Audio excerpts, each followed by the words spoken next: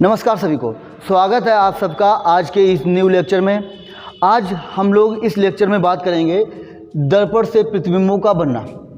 हम लोग जानते हैं दर्पण दो प्रकार के होते हैं बेसिकली, एक समतल दर्पण, दूसरा गोलीय दर्पण। ठीक है, तो हम लोग आज इस वीडियो में केवल और केवल फोकस करेंगे समतल दर्पण से प्रतिबिंब कैसे बनता है। ठीक है, ये जो टॉपिक है ना, ये बहुत ज़्यादा इम्पॉर्टेंट है। ये बोर्ड का तो बहुत ज़्यादा पसंदीदा टॉपिक भी है, साथ ही साथ ये कम्पिटिटिव एग्ज़ाम में बहुत ज़्यादा इससे रिलेटिव कुछ ना कुछ क्वेश्चन पूछे जरूर जाते हैं। ठीक है, चाहे वो आपका स्टेट लेवल का कम्पिटिटिव एग्ज़ाम हो या आपका सेंट्रल लेवल का हो। कहने के मतलब यहाँ पर आपको इसमें यूपीएससी तक जो एग्ज़ाम होता है, सिविल सर्विस का जो एग्ज़ाम होता है, समतल दर्पण से कुछ ना कुछ क्वेश्चन जरूर आते हैं। ठीक है, तो चलिए आज हम लोग बात करेंगे कि समतल दर्पण से प्रतिबिंब कैसे बनता है। चलिए मान लीजिए हमारे पास एक यहाँ पर एक समतल दर्पण है, ये एक हमारे पास समतल दर्पण है। आपको पता है कि ये वाला जो पृष्ठ होता है वो परावर्तक पृष्ठ होता है, परावर्तक पृष्ठ है। ये मैंने एक वस्तु को यहाँ पर इसके सामने रखा। ठीक है, ये मान लीजिए हमारे पास वस्तु है ए बी। आपको पता है ये जो है वस्तु का हेड कहलाता है।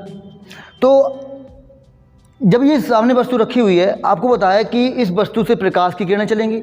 आपको पता है कि कोई भी वस्तु है तो उससे अनंत प्रकाश की किरणें चलती हैं, लेकिन हमें प्रतिबिंब बनाने के लिए, किसी वस्तु का प्रतिबिंब बनाने के लिए उस वस्तु से कम 2 प्रकाश किरणों को लेना होगा। ठीक है, तो हम लोग यहाँ से क्या करेंगे, यहाँ से 2 प्रकाश किरणों को इस दर्पण पर आपतित करवाएंगे, यानी कि डालेंगे। ये हमारे पास एक प्रकाश की किरण ये हो गई और दूसरी ये हो गई। ठीक है, तो ये दोनों प्रकाश की किरणें इस परावर्तक पृष्ठ पर गिर रही हैं। आपको पता है कि दर्पण का काम क्या है, प्रकाश किरणों को परावर्तित करना। तो ये परावर्तित करेगी, यानी कि ये प्रकाश की किरण मान लीजिए टकराकर ऐसे लौटी और ये टकराकर जो है ऐसे लौटी। ठीक है, तो आप देख रहे हैं, आप देखिएगा यहाँ पर ये जो प्रकाश की किरणें, ये जो प्रकाश की किरण इस पर आपतित हुई है, ये परावर्तित होने के बाद जहाँ पर मिलेंगी वहीं पर प्रतिबिंब बनेगा। क्योंकि हम जानते हैं कि परावर्तन के पश्चात जब किसी दूसरे बिंदु पर प्रकाश की किरणें मिलती हैं तो वहाँ पर प्रतिबिंब बनता है। ठीक है, तो अगर आप ध्यान से देखिए, ये प्रकाश की किरणें आगे जा रही हैं, लेकिन जैसे जैसे आगे जा रही हैं ये एक दूसरे से दूर हट रही हैं, यानी फैल रही हैं। आप देखिए जैसे जैसे मैं इसको आगे की ओर बढ़ा रहा हूँ तो आप देखिए ये प्रकाश की किरणें एक दूसरे से दूर हटती जा रही हैं। जब दूर हट रही हैं तो मिलेंगी नहीं, तो कहीं ना कहीं ऐसा होगा कि ये प्रकाश की किरणें अगर मैं पीछे की ओर बढ़ाऊँ तो पीछे की ओर बढ़ाने पर आप देखेंगे कि पीछे की ओर बढ़ाने पर ये किसी ना किसी बिंदु पर जाकर मिल रही हैं। मान लीजिए इस बिंदु पर आकर मिली आकर, तो जहाँ पर ये मिल रही है या मिलती हुई प्रतीत होंगी वहीं पर प्रतिबिंब बनेगा। तो इसका प्रतिबिंब आप देख रहे हो, मैंने यहाँ पर डॉटेड लाइन से दिखाया है, मतलब कि पीछे की ओर बढ़ाया गया है, यानी कि हम कल्पना कर रहे हैं कि पीछे की ओर बढ़ रही है, यहाँ पर कहीं ना कहीं ये टकराएंगे आकर, वहाँ पर प्रतिबिंब बनेगा। तो यहाँ पर बन रहा होगा इस वस्तु का प्रतिबिंब। मान लीजिए ये बी डैश है, मैंने यहाँ से इस पर लंब डाल दिया और कुछ इस प्रकार ये हमारे पास मान लो ए डैश है। तो इस वस्तु ए बी का ये प्रतिबिंब बना है, यहाँ पर कहाँ बना है, दर्पण के पीछे बना है। ठीक है, तो इसमें हम लोगों को कुछ विशेषताएं हैं इसकी, वो देखनी है। विशेषताएं क्या विशेषताएं हैं, अगर मैं बात करूँ नंबर 1, आप देखिए ध्यान से कि जो जितनी दूरी पर दर्पण से वस्तु है, मान लो ये डी दूरी पर है, ठीक उतनी ही दूरी पर उसका प्रतिबिंब भी बनता है। मतलब कि क्या है कि दर्पण से वस्तु जितनी दूर होती है उसका प्रतिबिंब भी दर्पण से उतनी ही दूर बनता है। तो एक खूबसूरती या एक विशेषता हमको समझ में आ गई, क्या है कि वस्तु जितनी दूर दर्पण से होगी उसका प्रतिबिंब दर्पण से उतनी ही दूरी पर बनेगा। ठीक है, उसका प्रतिबिंब भी दर्पण से उतनी ही दूरी पर बनेगा। दूसरी चीज़ आप देख रहे हो, क्योंकि ये प्रकाश किरणें पीछे की ओर बढ़ाई गई, पीछे की ओर बढ़ाकर मिली हुई है, यानी कि हम कल्पना कर रहे हैं, तो ये प्रतिबिंब जो प्रतिबिंब बनेगा, दूसरा पॉइंट कैसा होगा, ये आभासी प्रतिबिंब होगा। ठीक है, हम लोग कल्पना कर रहे हैं आभासी प्रतिबिंब बनेगा। ठीक है, अगर आभासी है तो सीधा भी होगा, आभासी है तो सीधा होगा, सी से याद रखिएगा, आभासी होगा तो सीधा होगा। ठीक है, तो दूसरा पॉइंट ये समझ में आ गया कि प्रतिबिंब जो है वो कहाँ बनेगा, पीछे बनेगा और सीधा बनेगा, आभासी बनेगा। ठीक है। अच्छा, तीसरा जो पॉइंट है ना, ये बोर्ड एग्जाम में तो पूछा ही जाता है, कंपैरेटिव एग्जाम का बहुत पसंदीदा ये टॉपिक बनता है, क्वेश्चन बनता है। देखो, ये जो वस्तु है जितने वेग से दर्पण की ओर आ रही होती है, ठीक है, मैं क्या बोल रहा हूँ जरा ध्यान से सुनिए।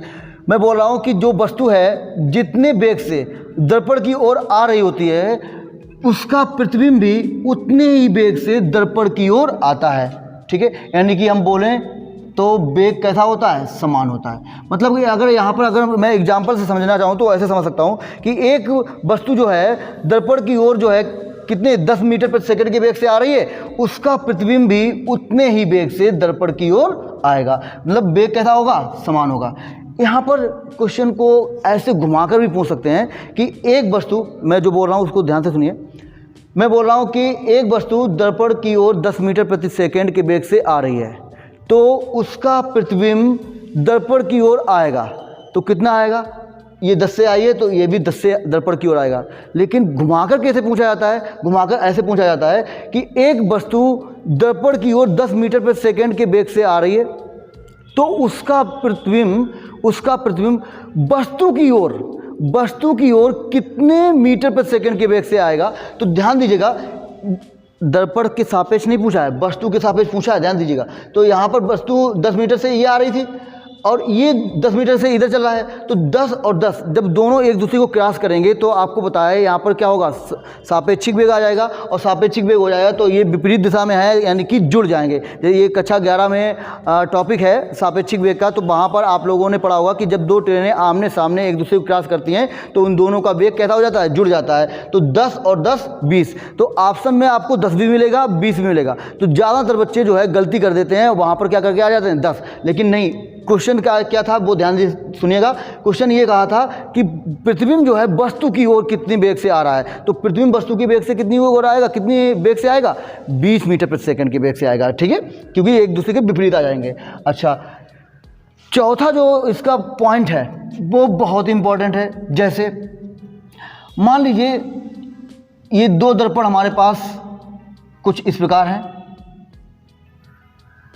इस प्रकार रखे गए हैं, और इनके बीच में जो कोण है वो मान लीजिए थीटा है। मैंने क्या किया, मैंने यहाँ पर जो है एक वस्तु रख दी AB, और इस वस्तु AB की प्रतिबिंबों की संख्या पूछी जाती है। तो चौथा पॉइंट है प्रतिबिंबों की संख्या। प्रतिबिंबों की संख्या हमने मान लिया कि वो प्रतिबिंबों की संख्या क्या है, n है।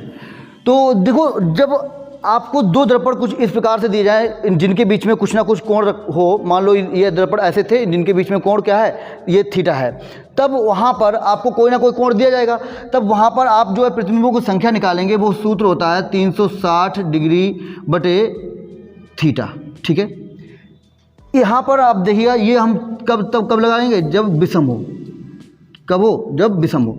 अब ये इस चीज़ को ऐसे समझिएगा, दो सूत्र होते हैं। दूसरा सूत्र है जब n बराबर यहाँ पर जो होगा 360 बटे थीटा माइनस 1, जब यहाँ पर ये जब कैसा निकले, सम निकले, कैसा निकले, सम।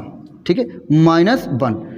तो ये सूत्र याद रखिएगा, n बराबर होता है 360 बटे थीटा। यहाँ पर थीटा मान लो अगर दिया जाए, एग्जाम्पल के लिए अगर हम समझें, एग्जाम्पल से अगर समझना चाहें, मान लो थीटा बराबर हमारे पास है 30 अंश। ठीक है, कितना है, 30 अंश। यहाँ पर जब 30 रखोगे तो 0 से 0 कट जाएगा, 12 3 36, यानी कितना आ जाएगा, n बराबर 12। अब n विषम है, लेकिन 12 क्या है, सम है। तो फिर ये यहाँ पर प्रतिबिंबों की संख्या कितनी हो जाएगी, यहाँ पर आप देखेंगे ये सम आया ना, तो 12 माइनस 1 यानी कि कितनी आ जाएगी, 11 आ जाएगी। ठीक है, जैसे यहाँ पर आप देखें तो चाहे चेक कर सकते हैं, n बराबर 360 बटे 30 डिग्री, तो आप देखेंगे 0 से 0 कट जाएगा, 12 3 36, यानी n बराबर कितना आ गया, 12 आ गया। अगर n बराबर 12 है, ठीक है, तो यहाँ पर सम आया है, n 12 क्या है, सम संख्या होती है, तो 12 माइनस 1, यानी उस समय प्रतिबिंबों की संख्या कितनी होगी, 11 होगी।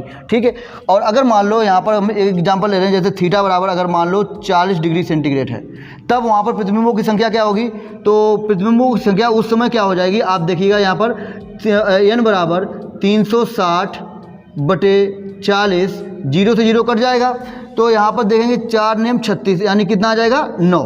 तो 9 क्या है, एक विषम संख्या है, तो उस समय प्रतिबिंबों की संख्या कितनी बन रही होगी 9, यानी कि उस समय प्रतिबिंब कितने बन रहे होंगे 9 बन रहे होंगे, ठीक है। लेकिन यहाँ पर एक केस ये बन सकता है कि मान लो यहाँ पर दोनों दर्पण एक दूसरे के पैरेलल हो, यानी कि समांतर हो, यानी कुछ इस प्रकार से कंडीशन बन सकती है।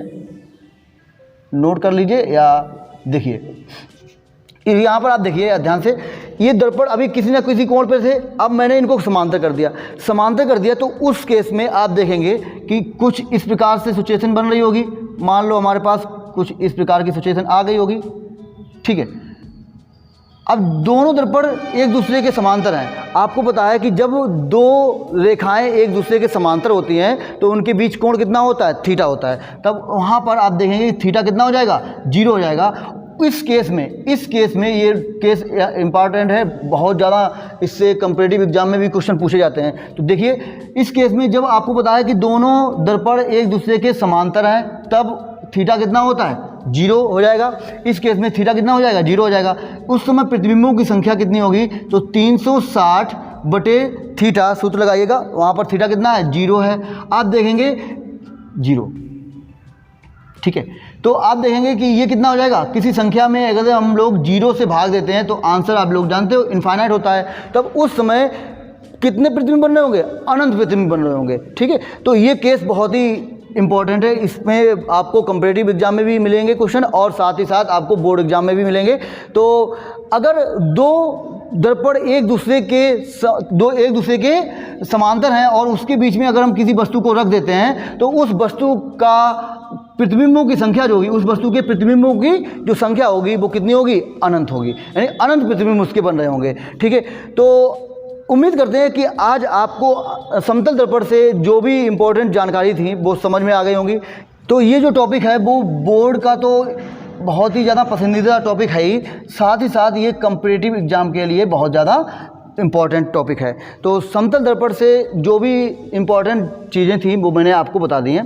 आई होप आप लोगों को ये वीडियो बहुत ही अच्छा लगा होगा, पसंद आया होगा। अगर पसंद आया होगा तो इसे भैया लाइक ज़रूर कर दीजिएगा और चैनल को सब्सक्राइब जरूर कर लीजिएगा। आगे आपको मैं नेक्स्ट वीडियो में बताऊंगा कि अवतल दर्पण और उत्तल दर्पण से प्रतिबिंब कैसे बनते हैं। Okay, thank you.